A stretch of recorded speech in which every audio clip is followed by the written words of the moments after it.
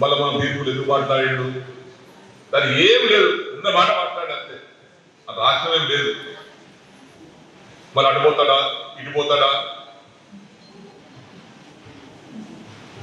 నా ప్రజల కోసం నా జీవితం,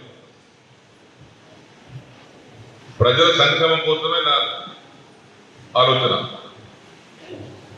కార్యకర్తల బాధలు తీరడానికి నా ఆలోచన. దానికి అనుగుణంగా నేను పనిచేయాల్సి వస్తుంది తప్పితే నాకు ఒక్క పైసా కూడా %, కూడా స్వార్థం అనేది లేదు. స్వార్థం అనేది నేను ఉంటే రాజకీయం వదులుకుంటాను, కానీ ఇటువంటి దౌర్భాగ్యం పని నేను చేయలేదు. రోజు అంటున్న బాధ కలిగి మనం స్పందించాలి. తీర్పు పోచారం శ్రీనివాస రెడ్డి ఉద్యోగం వేయడా, ముఖ్యమంత్రి గారికి ఉద్యోగం కలిగిండా, ఆయన స్వార్థం ఉంది. చెప్పురా బాబు, ఒక్కటి చెప్పు స్వార్థం, ఒక్కటి చెప్తున్నాం. నాకు డబ్బులు ఇచ్చేదా, నా అమ్ముడు పోయిందా, అదే ఆ విషయం స్పష్టం చేయడానికి మాట్లాడినా. మరి వాస్తవం చెప్పాలంటే ఇప్పుడు ఈ పక్షాలు ఇచ్చారు, చెప్పాల్సి వస్తుంది. అన్నం పెట్టుకుని వస్తారా? నా పుట్టగతులు ఉండే బేమాన్ అంటున్నా కూడా, నేను ఎప్పుడైనా ఎవరికైనా బేమాన్ అంటప్పుడు నేను కూడా బేమాన్ దగ్గర పట్టుకుంటాను.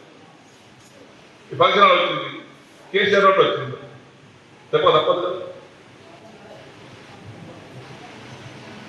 రేవంత్ రెడ్డి వచ్చాడు, ఆడ స్కూల్ ఇచ్చిండు. ఎక్కడ?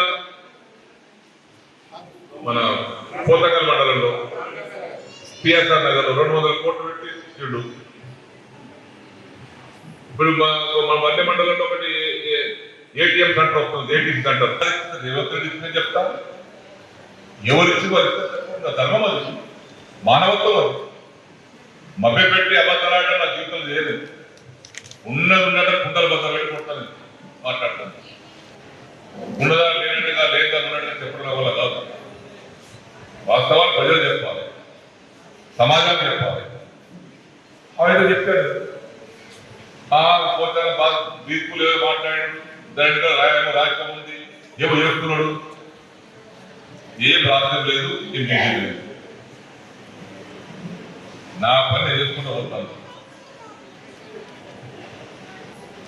నేను పోరాటం చేసి తప్పితే తల వంచుకోరు. ఎక్కడ గుర్తుపెట్టుకోండి, పోరాటం చేసి సాధించుకుంటే తప్పితే నేను తల వంచుకుని రాజకీయ నాయకులు కాదు ఎవరికి కూడా.